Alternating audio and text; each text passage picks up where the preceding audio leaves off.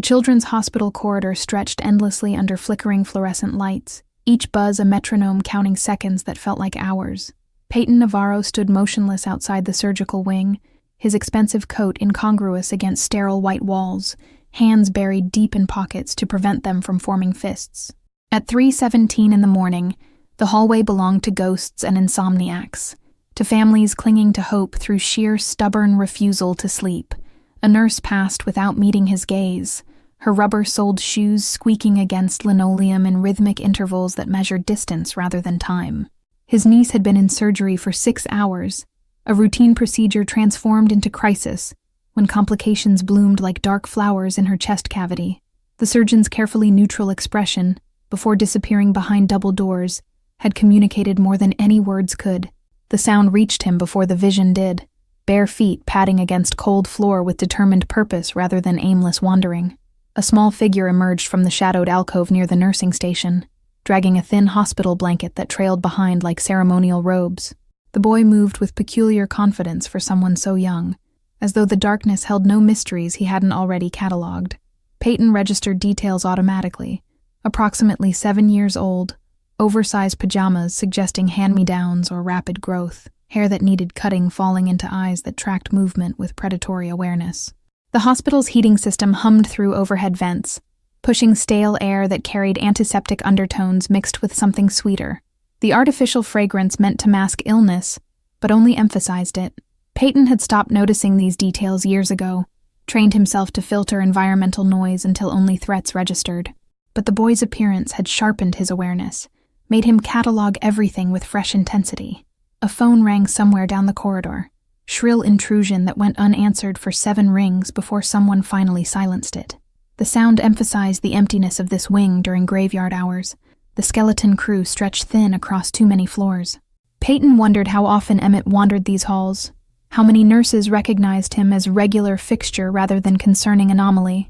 The boy's shoes, or lack thereof, bothered Peyton more than it should have. Hospital floors weren't just cold, but collected everything, germs and fluids that no amount of cleaning could fully eliminate. That Emmett navigated them barefoot spoke to either remarkable constitution or dangerous exposure that would eventually catch up with him. Peyton's phone buzzed in his pocket, undoubtedly update about his niece's surgery, but he didn't reach for it. Something about this moment felt suspended, important, in a way he couldn't articulate, as though responding to the notification would shatter fragile connection forming between him and this strange child who approached monsters without flinching. The child stopped directly in front of him without hesitation, without the usual wariness children exhibited when confronting strange adults in empty corridors. This boy had learned different lessons about danger. "My mom says you kill monsters," the child announced, his voice carrying clearly despite its small size, each word enunciated with careful precision. There was no question in the statement, no tremor of fear or excitement, simply presentation of fact requiring acknowledgement. Peyton felt something cold settle beneath his ribs, recognition of truth delivered through innocent mouth. The boy tilted his head slightly, studying Peyton's face with intensity that belonged in interrogation rooms rather than pediatric wards. His fingers clutched the blanket with white-knuckled grip that contradicted his steady gaze, the only visible indicator of vulnerability beneath practiced composure. Peyton saw himself at that age, saw every child who learned too early that monsters wore human faces. The ICU door beside them remained closed, its small window revealing nothing but darkness punctuated by blinking machinery lights. Peyton's eyes slid away from the boy's unwavering stare, found refuge in studying that impenetrable barrier between corridor and crisis. His jaw tightened imperceptibly, muscle memory of suppressing reactions that could be interpreted as weakness. The hospital's recycled air suddenly felt insufficient, each breath requiring conscious effort. "Sometimes," Peyton heard himself say, the word emerging rougher than intended, scraped raw from somewhere beneath his carefully maintained exterior. He had built an empire on decisive action, on eliminating threats with surgical precision, yet this child's simple declaration stripped away years of calculated distance. The boy nodded once, satisfied with an answer that would have horrified most adults, then reached into his pajama pocket with deliberate slowness. He produced a folded piece of paper, edges soft from repeated handling, and extended it toward Peyton without looking away. Peyton accepted it automatically, his fingers noting the warmth transferred from small hand to his own cold skin. The drawing revealed itself in simple crayon strokes, a figure with dark hair standing between a woman and child, arms spread wide against scribbled darkness. Above the protective figure, the boy had written in uneven letters, "Monster Killer." The crayon had pressed hard enough to leave impressions on the reverse side, evidence of conviction in every stroke. "I'm Emmett," the child said, still watching Peyton's face for reactions he had clearly learned to interpret long before he should have needed such skills. His bare feet shifted slightly on cold floor, toes curling against temperature that must have been uncomfortable, but went unacknowledged. Before Peyton could formulate response, hurried footsteps echoed from the nursing station direction, accompanied by breathless apology already forming on approaching lips. A woman rounded the corner with controlled urgency, her scrubs bearing the hospital's radiology department insignia, dark hair escaping from hasty ponytail. Exhaustion had carved itself into her features, but her eyes, the same shade as her son's, held fierce protectiveness that transformed fatigue into determination. She reached for Emmett's shoulder with practiced gentleness, checking him for injury or distress in single sweeping glance before her attention shifted to Peyton. "I'm so sorry if he bothered you," she said, her voice pitched low to avoid disturbing sleeping patients, but carrying unmistakable authority nonetheless.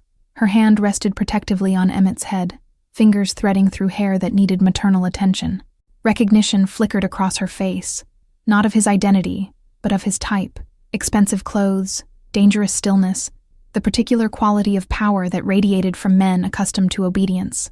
Her other hand remained visible at her side, empty, but positioned with unconscious readiness, the stance of someone who had learned to anticipate sudden violence. Peyton noticed her scrubs bore small stain near the hem, dark spot that could have been coffee or blood, impossible to distinguish under fluorescent lighting.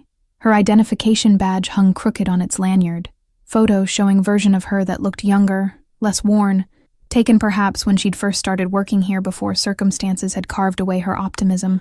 The way she positioned herself between Emmett and Peyton wasn't obvious, subtle shift of weight that placed her son fractionally behind her protective radius. The movement was instinctive, practiced through repetition, until it became automatic response to any adult male in proximity. Peyton recognized the defensive choreography, had seen it countless times in people who'd learned that danger wore familiar faces. Her wedding ring finger bore pale band of skin, ghost of jewelry removed but not long enough ago for tan line to fade completely. Peyton filed this detail away with others, constructing narrative from evidence. Single mother, divorced or widowed, struggling with finances if the worn shoes and faded scrubs were indicators. The bruise on her jaw told different story though, one that rarely involved ex-spouses who'd moved on.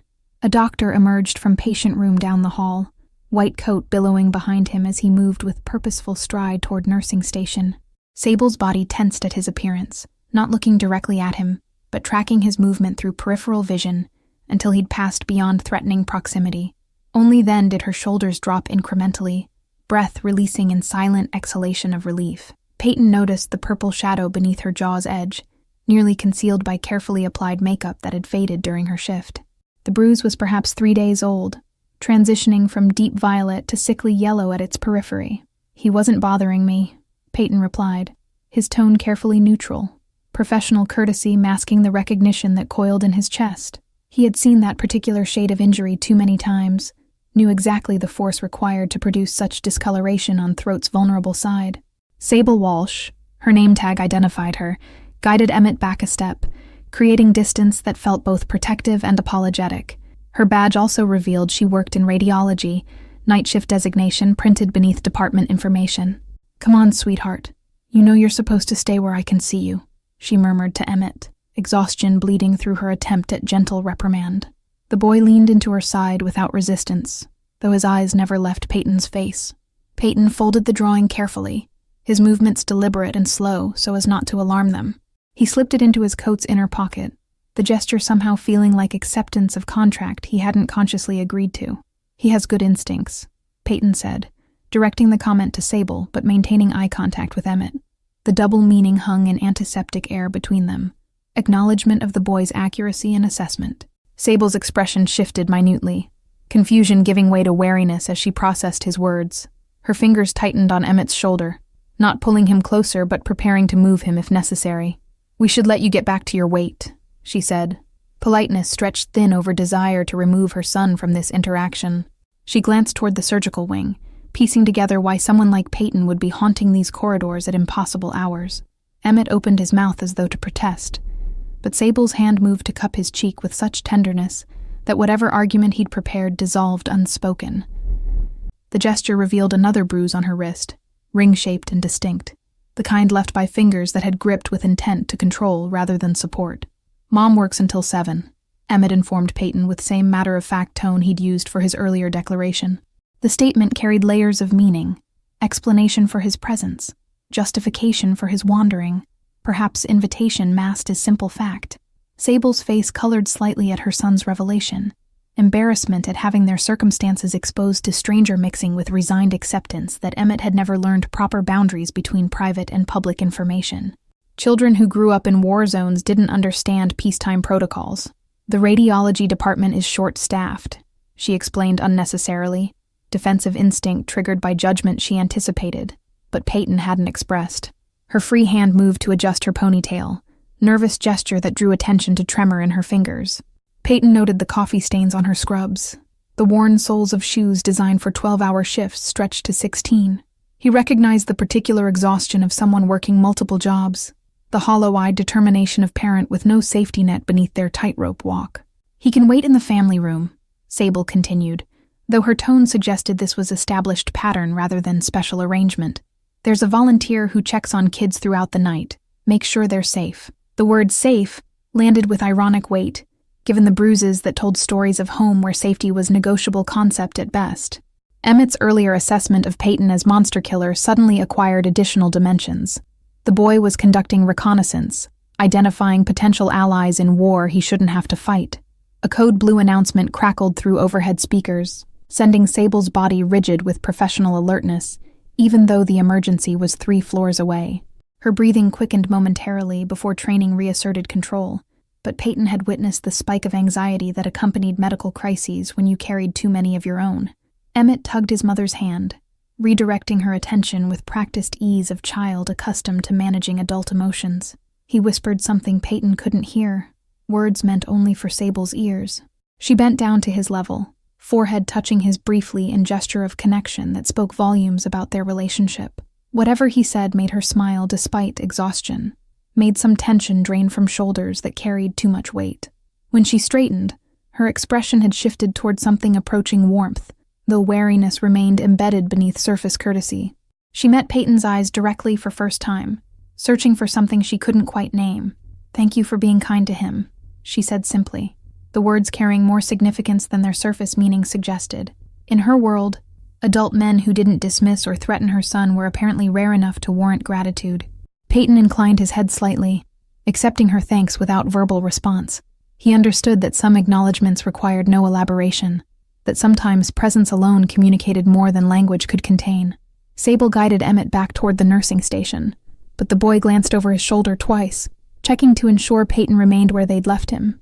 The second look held question, or perhaps promise, of future encounter.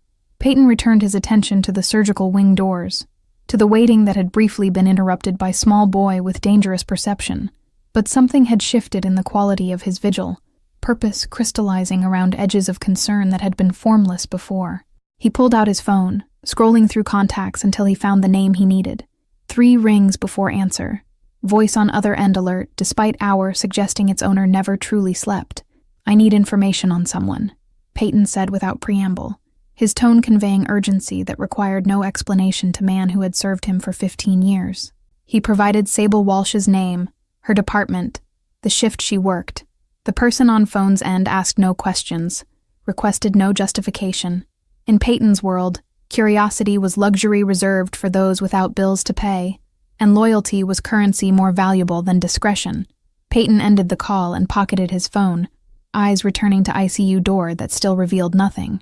But now his mind was divided between niece fighting for life behind sterile barriers and boy who had looked at him and seen exactly what he was, then asked for help anyway. The drawing in his pocket felt heavier than paper should, weighted with implications he wasn't yet ready to fully examine. Emmett had identified him as monster killer, but the question remained whether the boy understood that monsters came in multiple varieties, that sometimes the hunter and hunted shared the same face.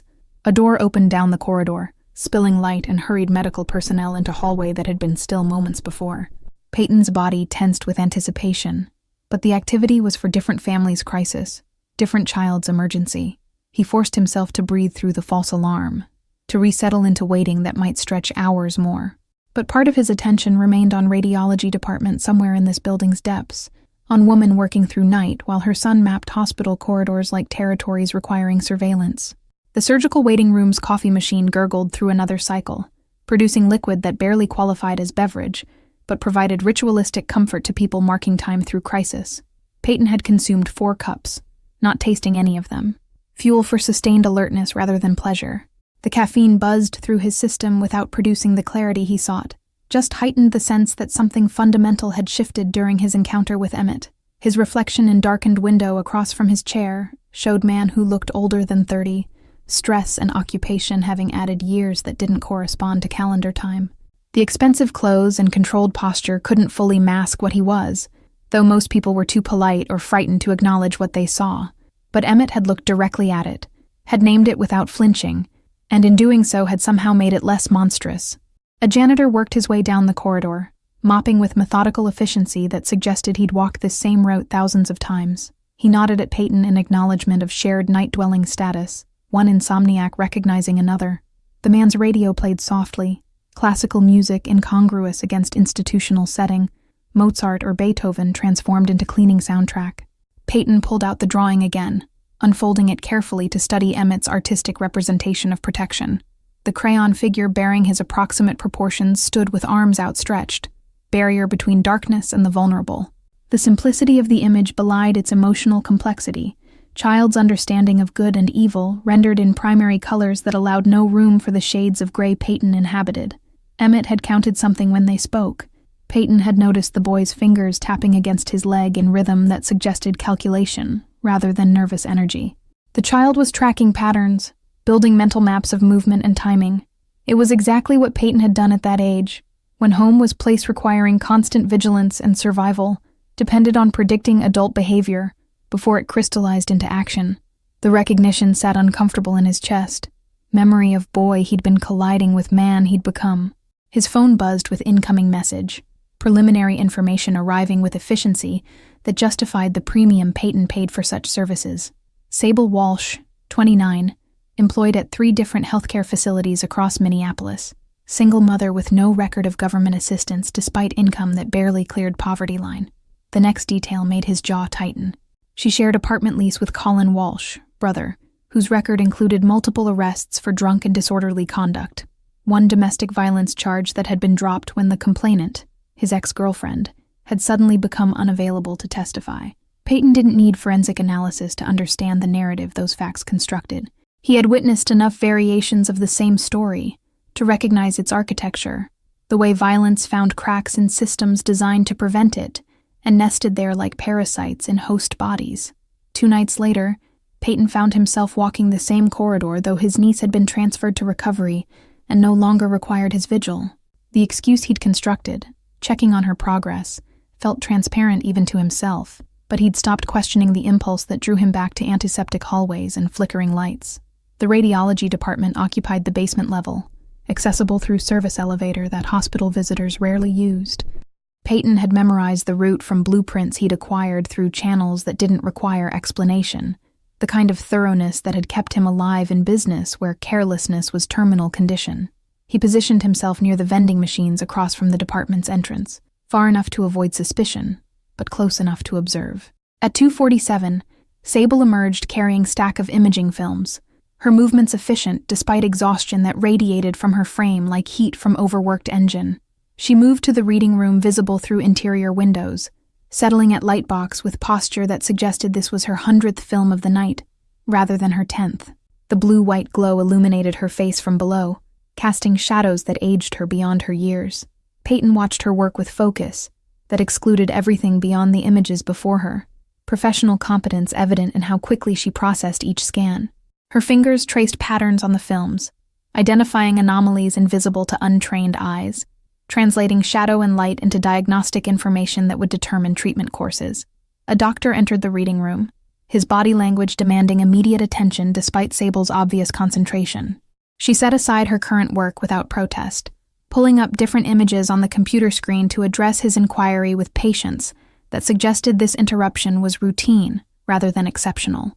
Through the observation window, Peyton watched the doctor's hand gesture toward specific area of the scan, his finger coming uncomfortably close to Sable's cheek as he pointed. She leaned away slightly, movement so subtle it would be invisible to anyone not specifically watching for it, but Peyton had spent career reading body language that communicated what words concealed. The doctor either didn't notice her discomfort or didn't care, continuing his explanation with oblivious entitlement. The radiology department's walls were decorated with educational posters showing skeletal system, proper positioning techniques, radiation safety protocols. One poster had begun peeling at corner, curling away from wall to reveal older advertisement beneath, archaeological layers of institutional history. The dated decor suggested budget constraints, equipment maintained through necessity rather than upgraded through surplus funding.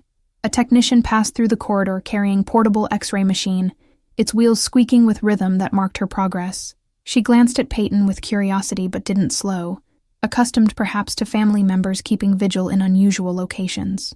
The hospital existed in constant state of controlled chaos, too much happening simultaneously for anyone to question one more person occupying liminal space. Sable's desk held personal touches that humanized the clinical workspace.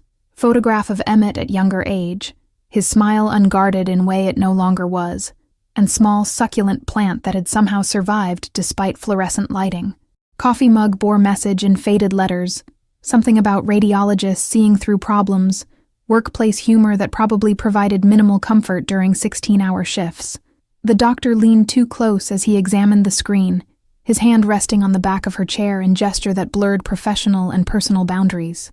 Sable's shoulders tensed almost imperceptibly, but she maintained her explanation without acknowledging the invasion of space. Peyton's hands curled into fists inside his pockets, recognizing the power dynamic that played out in small violations disguised as collegiality. The doctor's behavior carried casual entitlement of someone who knew complaints would cost the complainant more than the offender. When the doctor finally left, Sable remained motionless for 3 full breaths before returning to her abandoned work. She pressed fingertips against her temples briefly, self-administered pressure point therapy for headache that probably hadn't left her in days. Peyton's phone vibrated with message from his contact. Colin Walsh's schedule tracked, pattern of behavior documented, vulnerabilities identified. The information arrived as cold data points, but Peyton translated them into narrative of man who drank himself into rage with predictable regularity, who had been fired from 2 jobs in past year for showing up intoxicated. The family room where Emmett waited was on the 2nd floor, Peyton discovered after consulting the directory. He took the stairs rather than elevator, needing the physical activity to channel energy that had nowhere productive to go. The room was empty except for Emmett, curled in corner chair with borrowed blanket, eyes tracking the doorway with alertness that should have been impossible given the hour. The boy straightened when he recognized Peyton, surprise flickering across his features before settling into something approaching satisfaction. "You came back," Emmett stated, no question in his tone, just confirmation of expectation that had apparently been met. He set aside the book he'd been holding, medical journal far too advanced for his age, probably taken from waiting room rack out of boredom rather than comprehension. Peyton crossed the room slowly, giving the boy time to reassess his earlier judgment, to recognize potential danger in inviting monsters into already complicated situations. But Emmett watched his approach with steady gaze that suggested fear had been conditioned out of him through repeated exposure to greater threats. "Your mom's working," Peyton said, the observation serving as explanation for his presence, though both of them understood it was inadequate justification. He lowered himself into chair adjacent to Emmett's, maintaining distance that respected the boy's autonomy while accepting implied invitation. Emmett nodded, pulling his blanket tighter around thin shoulders that bore too much responsibility. His feet still didn't reach the floor when he sat back, reminder of how young he actually was beneath the premature gravity. "She works a lot," Emmett offered, the statement carrying neither complaint nor pride, simply acceptance of reality that governed his existence. His eyes held question he hadn't yet formulated into words, assessment of whether Peyton could be trusted with information that might make things better or catastrophically worse. Peyton recognized the calculation happening behind those watchful eyes. the child's internal debate about risk versus potential reward. He'd conducted identical assessments countless times, though his stakes had involved criminal empires rather than domestic survival. The volunteer didn't show tonight, Emmett continued, filling silence with information that explained his solitude. She called in sick. Mom said I had to stay here anyway, that the nurses would check on me. The casual mention of negligence, adult responsibility outsourced to overworked staff who had actual patients requiring attention, settled like lead in Peyton's stomach. This was how children fell through cracks wide enough to swallow them whole, how preventable tragedies became inevitable through accumulated small failures. Emmett pulled something from his pocket, another drawing, this one more detailed than the first. The crayon figures had been replaced with careful pencil work, showing apartment building with specific number of windows, fire escape positioned on left side, door marked with red X. That's where we live, Emmett explained, offering the drawing with same deliberate trust he'd extended during their first encounter. The red X marked the third-floor corner unit, accessible by fire escape that violated multiple safety codes based on its obvious disrepair. Peyton accepted the drawing, studying details that revealed Emmett's observational skills extended beyond reading adult moods. The boy had documented sightlines, noted the broken security camera, even indicated which neighbors kept irregular hours.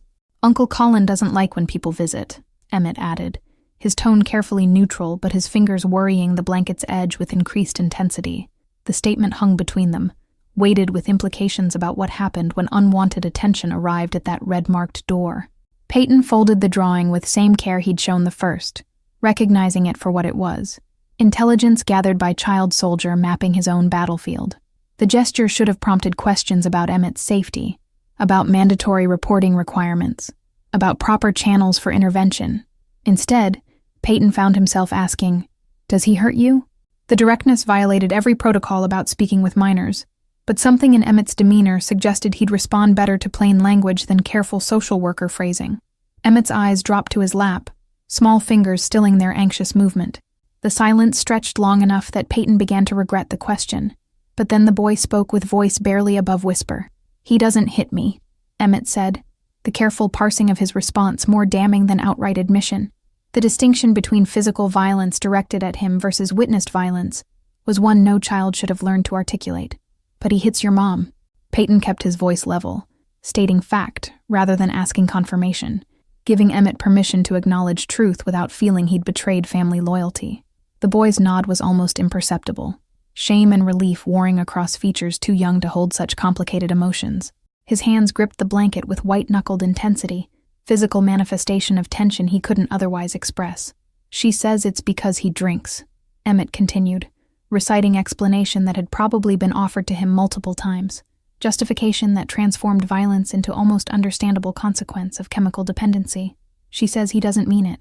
Peyton recognized the narrative, had heard variations of it from dozens of sources throughout his life. Intent became irrelevant when fists connected with flesh, when terror became daily reality, regardless of perpetrators' supposed remorse during sober intervals. "He broke plates last week," Emmett added, his voice gaining strength as details spilled out, dam breaking after holding back flood too long. "Mom cleaned it up before going to work. She cut her hand on the pieces." The image constructed itself in Peyton's mind with unwanted clarity. Sable on hands and knees gathering shards while her brother slept off his rage, preparing for shift at hospital, where she'd treat other people's injuries while ignoring her own. "Sometimes he takes her money," Emmett said, the revelation emerging with particular bitterness that suggested this violation carried weight beyond its financial impact. "She hides it now, but he finds it. He knows all her spots." Peyton's jaw tightened as the picture completed itself, the systematic control that extended beyond physical violence into economic abuse. Colin Walsh had engineered dependency, ensuring his sister couldn't accumulate resources necessary for escape. "Does your mom know you're telling me this?" Peyton asked, though he suspected he already knew the answer. Emmett's reconnaissance mission had been self-directed, child-taking initiative that adults around him had failed to provide. Emmett shook his head, fear finally crossing his features at prospect of maternal discovery. "She'd be mad. She says we don't tell people our business, that they wouldn't understand." The phrase carried echo of Colin's voice, Peyton suspected, the abuser's standard script about keeping family matters private. Isolation was weapon as effective as any physical force, cutting off potential support until victim believed she had no options beyond endurance. She's trying to save money, Emmett continued, urgency entering his tone as though he needed Peyton to understand the full context before passing judgment. For first and last month's rent somewhere else, but it's hard when he keeps taking it. The futility of Sable's strategy was obvious to adult analysis, but must have seemed like viable plan to woman trapped in circumstances that offered no good choices. Every dollar hidden and found represented hope deferred, timeline for escape extending further into uncertain future. Peyton spent the following day making calls that appeared unrelated to hospital encounters with determined child and his exhausted mother. He contacted property manager who owed him significant favor, inquired about vacant units in building far from Sable's current address, ensured certain financial arrangements could be made discreetly. The hardest part was engineering Colin Walsh's departure, without triggering the man's suspicion that his sister had orchestrated his removal. Peyton understood that abusers retaliated against perceived betrayal with escalated violence. That intervention required surgical precision to avoid making situation catastrophically worse. His contact in the oil industry owed him for previous assistance with union negotiations that had avoided costly strike. The debt was being called due now, translated into job offer that would arrive at Colin Walsh's doorstep, with timing that appeared coincidental rather than coordinated. Alaska pipeline work paid well enough to be tempting to man drowning in bar tabs and unemployment, isolated enough to prevent easy return if Walsh experienced change of heart. The contract stipulated immediate departure, signing bonus contingent on showing up at Anchorage processing facility within 72 hours. Peyton arranged for additional incentive in form of gambling debt that would suddenly come due, pressure from creditors timed to coincide with job offer's arrival. The combination of opportunity and threat would push Colin toward decision that served everyone's interests except his own desire to maintain control over his sister's life. The surveillance team reported Colin's patterns with depressing consistency. Drinking started at 3 each afternoon. Progression from beer to whiskey following trajectory that terminated in rage or unconsciousness, depending on variables too complex to predict. Sable's shifts aligned almost perfectly with Colin's dangerous hours, her absence from apartment protecting her, but leaving her son exposed to whatever residual violence needed outlet.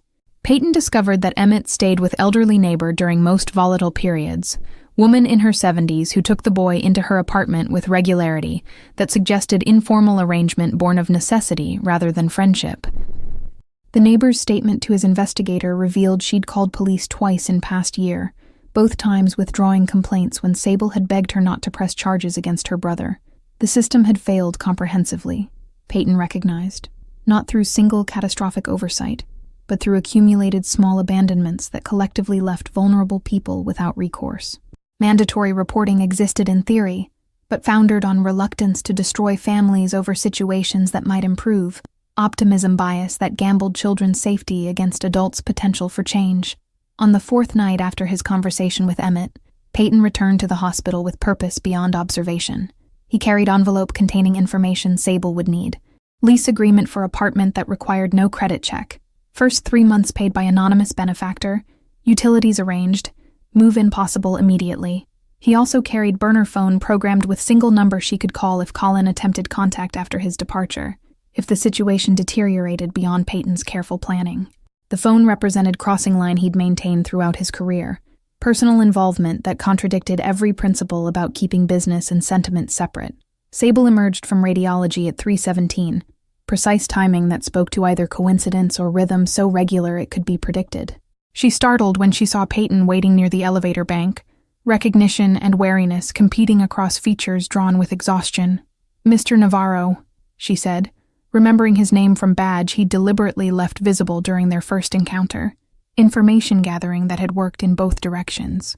Her hand moved instinctively to her throat, covering bruise that had darkened since he'd last seen her. "I need to speak with you," Peyton said, his tone leaving no room for polite refusal, but carefully avoiding threat that might trigger defensive flight response. He gestured toward empty consultation room whose door stood ajar, offering privacy without isolation that might feel dangerous. Sable hesitated, internal debate visible in how her weight shifted between feet, in how her eyes darted toward stairwell that represented escape route. But exhaustion won over caution, or perhaps curiosity about why dangerous man kept appearing in her life outweighed her sense of self-preservation. She preceded him into the room, maintaining distance that put furniture between them, positioning herself with back to wall rather than window. The defensive tactics were so ingrained she probably didn't recognize she was employing them, survival instincts operating below conscious awareness. Peyton placed the envelope on table between them, not extending it directly in a way that might seem coercive. "Your son came to me because he recognized something he shouldn't have been able to identify," he began, choosing words carefully to acknowledge Emmett's precocity without criticizing Sable's parenting. Her face paled, fear and mortification warring for dominance as she realized what Emmett must have revealed. Her hands pressed flat against the wall behind her, preparing to push off if she needed to run. "He's scared," Peyton continued, keeping his voice level and his body language non-threatening, despite urgency he felt to convey how serious the situation had become. "Not of me. Of going home." Sable's eyes squeezed shut, single tear tracking down her cheek before she could prevent it. The crack in her armor revealed everything she normally kept, contained beneath professional competence and determined optimism that circumstances would somehow improve without intervention.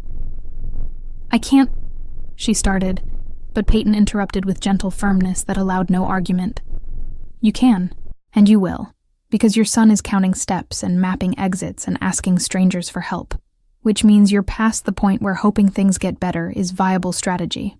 3 weeks passed before Peyton saw Emmett again, the boy appearing at the hospital's main entrance on Tuesday afternoon with backpack that looked almost new. The child's posture had changed subtly, shoulders no longer perpetually hunched in anticipation of blow that might come from any direction. Emmett spotted Peyton first, his face transforming with smile that belonged on 7-year-old features, uncomplicated joy that hadn't been present during their previous encounters. He ran forward with abandon that suggested he'd forgotten to check surroundings first, muscle memory of hypervigilance temporarily suspended. "We moved," Emmett announced breathlessly when he reached Peyton, words tumbling out with excited momentum that made him seem younger than his years. "Uncle Colin went to Alaska for work. Mom says he'll be gone a long time." Peyton crouched to Emmett's eye level, noting the absence of shadows beneath the boy's eyes, the way his hands hung relaxed at his sides instead of clenched into defensive fists. "How do you like the new place?" he asked, though he already knew the answer from surveillance reports that confirmed Sable and Emmett had settled into the apartment he'd arranged. "It has 2 bedrooms, Emmett said with reverence reserved for miracles, his emphasis on the number suggesting this was luxury beyond previous experience. "And the lock works on both doors. Mom tested them 5 times. The detail about locks communicated volumes about their previous living situation, about nights spent barricaded in single room hoping Colin's rage would exhaust itself before finding them. Peyton felt familiar anger tighten in his chest, controlled burn that he'd learned to channel into productive action rather than destructive impulse. "Mom wants to thank you," Emmett continued, his voice dropping to conspiratorial whisper, as though sharing classified information. "She figured out you helped. She tried to find out who paid for the apartment, but nobody would tell her." Peyton had ensured the paper trail led nowhere traceable, shell companies within shell companies obscuring his involvement with thoroughness that bordered on paranoid, not because he feared exposure, but because he understood Sable's pride would struggle with accepting charity from dangerous stranger. "She made extra food tonight," Emmett added, the invitation implicit in his statement, hope evident in how he watched Peyton's face for reaction. "She said if I saw you, I should invite you, if you want to come." The offer caught Peyton off guard, not because it was unexpected, but because it represented trust he hadn't realized he'd been seeking. Sable was opening door to her new sanctuary, allowing Monster Killer into space she'd fought so hard to make safe. "What time?" Peyton asked, making decision that probably contradicted every principle about maintaining distance from people whose lives he'd influenced. But Emmett's answering grin demolished any reservations, pure happiness that justified the boundary violation. 6 o'clock, Emmett said, then proceeded to give detailed directions that included landmarks, cross streets, and parking availability, information delivered with precision that spoke to how thoroughly he'd studied their new neighborhood. "Building's blue. We're in 3B now. The B stands for better, Mom says." Peyton arrived at 5:57, punctuality that reflected his inability to be casually late for anything, especially invitations that felt more significant than simple dinner. The building was modest but well-maintained, security system functional, lobby clean in way that suggested management actually cared about tenant quality of life. Apartment 3B's door opened before he could knock, Emmett having apparently been watching through peephole for his arrival. The boy stepped back to allow entry, his excitement barely contained as he gestured toward small living room that held mismatched furniture, but radiated sense of safety, absent from previous dwelling. Sable emerged from kitchen wiping hands on towel, her expression complicated mixture of gratitude, embarrassment, and determination. She'd changed from scrubs into simple dress that suggested she'd considered this dinner significant enough to warrant effort beyond casual comfort. "Thank you for coming," she said, the formal politeness masking deeper emotion that showed in how her fingers worried the towel's edge. "And thank you for everything else. I know it was you, even though you covered your tracks well." Peyton nodded acknowledgement without offering explanation or denial, understanding that some gifts became poisoned by excessive examination. "You did the hard part," he said instead, redirecting credit in a way that honored her courage while accepting his role. The dinner was simple, but prepared with care that elevated modest ingredients into something that felt ceremonial. They ate at small table barely large enough for three, Emmett chattering about his new school with enthusiasm that filled silences adults might have found awkward. Sable watched her son with expression that carried relief so profound it was almost painful to witness. Mother seeing child recover innocence she'd feared was permanently lost. Her eyes met Peyton's across the table periodically, questions forming and dissolving unasked. After dinner, Emmett insisted on showing Peyton his room, the private space that represented security he'd never previously possessed. The walls were bare except for his drawings, taped up in careful arrangement that created gallery of his evolving artistic skill. The most recent drawing showed 3 figures, woman, child, and tall man with dark hair, standing in front of building marked with blue crayon. No monsters lurked in shadows, no red X marked the door. Above them, Emmett had written in increasingly steady letters, "Safe now." Peyton studied the image longer than necessary, using the moment to regain composure that had been unexpectedly compromised by child's artistic declaration. The inclusion of himself in Emmett's family portrait carried weight he hadn't anticipated, responsibility that felt both terrifying and strangely right. When they returned to living room, Sable had cleared the table and was pouring coffee with focused attention that suggested she was gathering courage for conversation she'd been rehearsing. She handed Peyton a cup, her fingers steady despite nervousness visible in how she avoided direct eye contact. "I'm going to pay you back," she said firmly, the statement allowing no argument despite obvious impossibility of her repaying what he'd spent on apartment and Colin's removal. "It might take years, but I'll pay every cent. I keep records, and I'm good with payment plans." Peyton set down his cup carefully, buying time to formulate response that would preserve her dignity, while making clear that debt repayment was not condition of his assistance. "Consider it investment in Emmett's future," he said finally. "The return I'm looking for isn't financial." The visits became routine over following weeks, pattern that established itself without formal agreement or discussion of terms. Peyton would arrive on Tuesday and Friday evenings, sometimes bringing takeout that spared Sable the cooking after her shift, other times simply appearing to fix whatever had broken since his last visit. The apartment revealed its age through persistent small failures: faucet that dripped, cabinet door that hung crooked, window that stuck halfway. Peyton discovered he possessed more domestic skills than he'd credited himself with, years of managing properties translating into practical knowledge he'd never had reason to exercise personally. Emmett shadowed him during these repairs, handing tools with solemnity of surgical assistant, asking questions that revealed both natural curiosity and desire to learn self-sufficiency. The boy absorbed information like he was building manual for future independence, noting which direction to turn screws, and how to identify when seal needed replacing. Sable watched these interactions from kitchen or doorway, her expression cycling through emotions Peyton couldn't fully interpret. Sometimes gratitude, sometimes apprehension, frequently something that looked like wonder at witnessing her son experience mentorship without underlying threat or ulterior demand. On the 4th Tuesday, Peyton arrived to find Emmett struggling with math homework, frustration evident in how aggressively he erased wrong answers. Sable was sleeping after double shift, her exhaustion finally overwhelming her tendency to push through fatigue, and Emmett had apparently decided not to wake her. Peyton settled beside the boy, examining the problems with attention he normally reserved for contract negotiations and territorial disputes. Mathematics operated on principles he understood: fixed rules, logical progression, definitive answers, unlike human behavior, which resisted such comfortable predictability. They worked through equations together, Peyton's explanations stripped of academic jargon, focusing instead on practical applications that made abstract concepts concrete. Emmett's face brightened with each problem solved, confidence growing as patterns became visible beneath initially confusing numbers. When Sable emerged an hour later, hair disheveled from sleep and apology already forming on her lips, she found them bent over worksheet together. Emmett was explaining his solution process to Peyton, teaching back what he'd learned, and Peyton was listening with full attention as though the boy was presenting critical intelligence rather than elementary mathematics. "He's good at this," Peyton said to Sable, his praise casual but genuine, acknowledging capability rather than offering empty encouragement. Patient enough to work through problems methodically instead of guessing and hoping. Emmett glowed under the assessment, sitting straighter with pride that transformed his entire bearing. Sable's eyes welled with tears. She blinked back quickly, overwhelmed by a scene that should have been ordinary, but felt miraculous given their history. "I should pay you for tutoring too," she said, attempting lightness that didn't quite mask emotional intensity beneath the joke. Her hand rested on Emmett's shoulder, connection that grounded both of them. The dynamic between Peyton and Sable was shifting, he recognized, moving from gratitude-based formality towards something resembling actual friendship.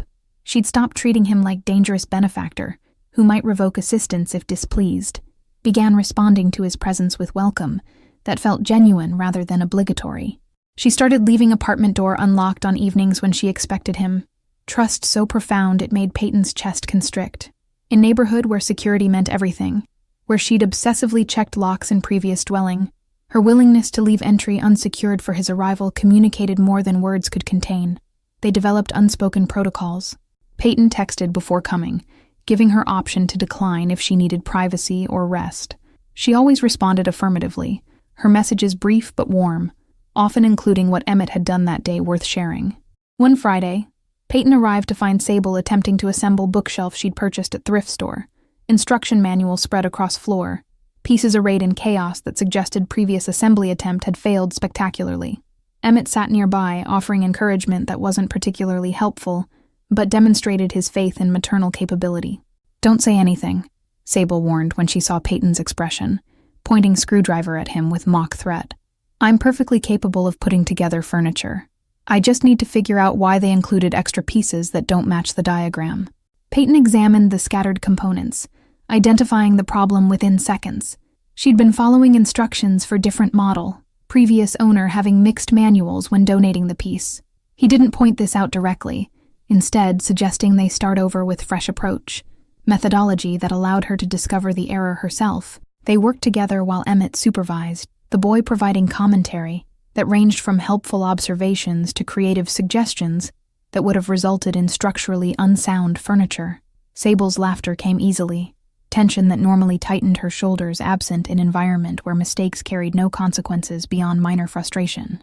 When the bookshelf finally stood complete and stable, Emmett immediately began arranging his books on its shelves with organizational system that made sense only to him. Sable collapsed onto couch with theatrical exhaustion, gesturing for Peyton to join her in observing their handiwork. "I couldn't have done this before," she said quietly, her meaning extending beyond bookshelf to encompass larger transformation of their circumstances. "Any of it. I was so tired I couldn't think past the next shift, the next rent payment, the next time Colin would—" She didn't finish the sentence, but she didn't need to. Peyton understood the exhaustion that accumulated through constant crisis management, the way survival mode precluded planning beyond immediate threats. "You're doing it now," he said simply, redirecting her focus from past impossibility to present reality. "That's what matters." Emmett looked up from his books, studying both adults with expression that carried satisfaction beyond his years. "You should stay for movie night," he announced with authority that assumed agreement rather than requesting permission.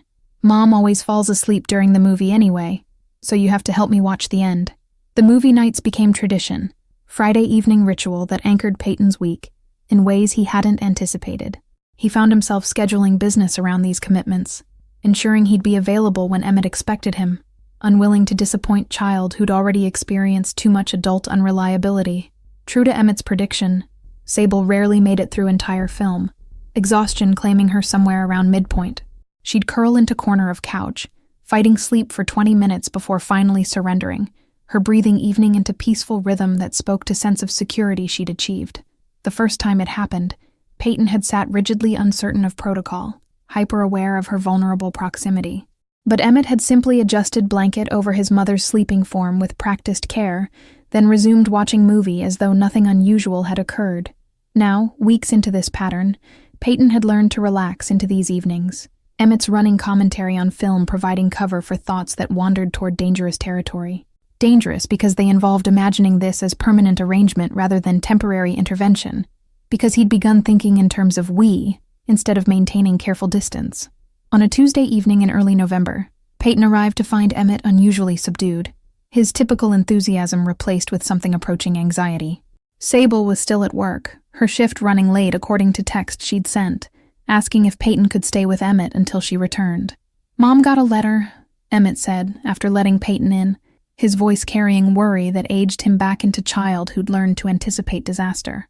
"From Uncle Colin. He wants to come back." Peyton's entire body went still, predatory focus that had served him in countless dangerous situations, now directed toward threat against people he'd inadvertently claimed as his to protect. "When did this letter arrive?" he asked, keeping his tone neutral despite rage building beneath carefully maintained surface. "Yesterday," Emmett replied, watching Peyton's face with intensity that suggested he was gauging whether adult reaction would match his own fear. "Mom didn't tell me what it said. She just got real quiet and then burned it in the sink." The image of Sable destroying evidence of her brother's communication spoke volumes about her response, defiance mixed with terror that Colin's return would undo everything they'd built. Peyton's mind was already working through logistics, contingencies, ways to ensure Colin Walsh remained in Alaska permanently rather than temporarily. Peyton's contacts in Alaska had already been activated, surveillance team monitoring Colin's movements and communications with efficiency that would disturb anyone who understood how thoroughly one person could be watched. The reports arrived daily. Colin's drinking had intensified in isolation, his performance at work deteriorating to point where contract termination was becoming an attractive option to his employers. The man was self-destructing on schedule, rage and alcohol consuming him from inside. The darkest part of him, the part Emmett had accurately identified, almost wanted Colin to try returning, wanted excuse to demonstrate exactly what happened to men who terrorized women and children under his protection. But the better part, the part that was learning to exist through knowing Sable and Emmett, recognized that violence would traumatize them regardless of whether it was exercised in their defense. The cleanest solution was one they never witnessed: protection operating in shadows, where it couldn't cast darkness over their carefully constructed light. "Your uncle signed a contract," Peyton said carefully, offering reassurance without making promises he might not be able to keep. "He can't just leave whenever he wants. There are penalties, financial and otherwise." Emmett nodded but didn't look convinced, his experience having taught him that rules often failed to protect vulnerable people from those willing to break them. "What if he comes anyway?" the boy asked, fear finally cracking through his attempted bravery. Peyton crouched to Emmett's level, placing hands on the boy's shoulders with grip that was firm but gentle, grounding. "Then I'll handle it," he said, the statement carrying weight of promise that extended beyond simple reassurance into vow. "He won't hurt either of you again. I guarantee it." The certainty in his tone seemed to penetrate Emmett's anxiety, the boy's shoulders relaxing incrementally as he processed adult commitment that felt trustworthy, because it came without qualifications or conditions. "Because you kill monsters," Emmett said, not quite question but seeking confirmation of earlier assessment. "Because I protect the people who matter," Peyton corrected gently, reframing the narrative in a way that acknowledged his capability for violence while redirecting its purpose toward something constructive. "And you matter. Both of you." When Sable arrived home 40 minutes later, she found them in living room, Emmett doing homework, while Peyton prepared dinner using ingredients she'd had in refrigerator. The domestic scene should have felt jarring given who Peyton was, what he did, but instead it felt natural in a way that terrified and comforted him simultaneously. Sable's eyes went immediately to Emmett, checking for signs of distress, and Peyton realized the boy must have told her about Colin's letter. Her gaze shifted to Peyton, question and plea combined in expression that asked without words if he knew, if he could do anything, if safety they'd found was about to be ripped away. "We need to talk," Peyton said quietly, nodding toward kitchen in suggestion of privacy. Sable hesitated, glancing at Emmett, but the boy was already absorbed in his homework with focus that suggested he was deliberately creating space for adult conversation. In the kitchen, Sable leaned against counter with exhaustion that went beyond physical fatigue, the kind of weariness that came from thinking you'd escaped only to discover your cage had merely expanded slightly. "He's coming back," she said flatly. No question, just defeated certainty. "No," Peyton replied with conviction that made her head snap up, hope and disbelief warring across her features. "He's not. His contract includes clause about early termination. If he breaks it, he'll face financial penalties he can't afford and potential legal action for breach." Sable's laugh was bitter, sharp-edged with experience that had taught her that legal consequences rarely deterred men like her brother. "You don't know Colin. He doesn't care about contracts or consequences. He'll come back because he can't stand that I got away, that I'm making it without him. Then I'll ensure he understands that coming back would be very, very bad idea," Peyton said, his tone shifting into register he normally reserved for business negotiations where failure to comply resulted in permanent solutions. "I have resources he can't imagine, connections that extend further than his limited worldview conceives. If he attempts to return, he'll discover exactly how unpleasant life can become for people who threaten things I've decided to protect." The possessiveness in his phrasing should have alarmed her, Peyton realized, but instead Sable's eyes filled with tears that tracked down her cheeks unchecked. She crossed the small kitchen distance between them, and before Peyton could process her intention, she'd wrapped her arms around him in an embrace that communicated gratitude and relief, and something deeper neither of them was ready to name. Peyton froze for heartbeat, his body uncertain how to respond to genuine affection offered without agenda or manipulation. Then his arms came up slowly, encircling her with careful gentleness, holding her while she shook with silent tears against his chest. "Why are you doing this?" she asked when she finally pulled back, though she didn't move far, her hands still resting against his arms. "You don't owe us anything. We're nothing to you. Just random people you met in a hospital." Peyton looked toward living room where Emmett was visible through doorway, the boy's head bent over his homework, crayon moving with determined strokes across paper. "You're not random," he said finally, returning his attention to Sable. "And you're not nothing. Emmett saw something in me that he needed, someone who could fight the monsters he couldn't. And I saw something in him that I needed. Reason to be the person who fights for someone other than himself." Understanding dawned across Sable's features, recognition that this had become important to him in ways he probably hadn't fully acknowledged to himself. "You're not a monster," she said softly, her hand moving to touch his face with tenderness that made something crack in his chest. "You're the person who showed up when no one else did. That's not a monster. That's just someone who's been hurt enough to recognize hurt in others." The kiss happened without conscious decision from either of them, natural progression of proximity and emotion that had been building beneath the surface of their careful friendship. It was brief, tentative, question asking permission, more than statement declaring intent. When they separated, Emmett was standing in the doorway, his expression cycling through surprise and satisfaction, before settling on smile that suggested he'd been expecting this development. "Does this mean Peyton stays forever now?" he asked with 7-year-old directness that cut through adult complexity. Sable laughed through tears, looking at Peyton for answer she wasn't ready to demand. Peyton met Emmett's eyes, seeing the hope there, the fear of disappointment, the desperate wish for permanence in a world that had taught him nothing lasted.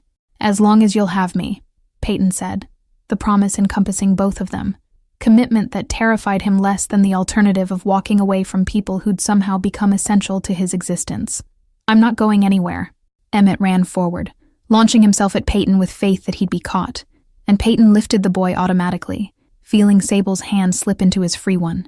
They stood there in kitchen doorway, improbable family formed from trauma and intervention and choice to protect instead of destroy, and Peyton recognized that the monster inside him had finally found purpose worth serving. Thank you all for following this story. If you've enjoyed it, write in the comments from what place you're watching this story, and don't forget to like, subscribe, and share the video. Your support means everything, and helps me continue bringing you these stories. Sometimes the bravest thing we can do